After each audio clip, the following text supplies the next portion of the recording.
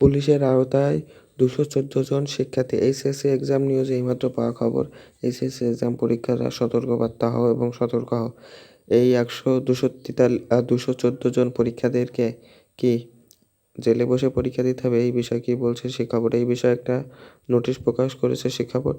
তো শিক্ষা বোর্ড বলছে যে কোনোভাবেই তারা ছাত্রছাত্রীরা যদি কোনো কারণে পরীক্ষায় অংশগ্রহণ করতে না পারে, এজন্য আমরা কোনোভাবে দায়ী নয়।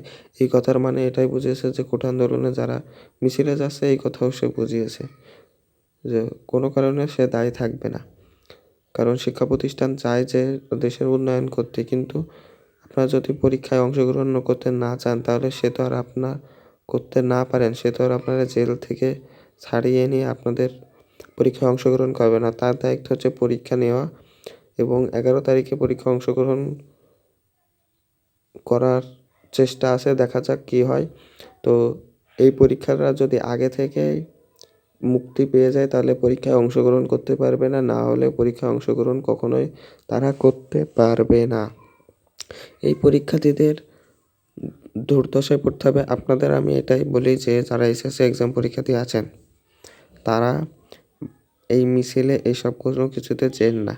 কারণ আপনারা দেখা গেল এই শিক্ষার্থীদের ২১৪ জন শিক্ষার্থীদের মতো আপনিও আটক হয়ে গেছেন, গ্রেপ্তার হয়েছেন, তখন দেখা গেল আপনাদেরও এই ২১৪ জনের মতো পরিস্থিতির শিকার হতে হবে। তো আশা করি আপনারা এরকম পরিস্থিতির শিকার হবেন না।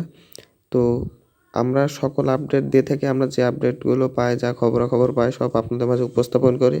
আমাদের চ্যানেলটি সাবস্ক্রাইব করে রাখুন। একটা সাবস্ক্রাইব করতে আমরা যে ভিডিওগুলো করে থাকি, একটা সময় ব্যয় হয়, এডিট করতে সময় ব্যয় হয়, ভয়েস দিতে সময় ব্যয় হয়।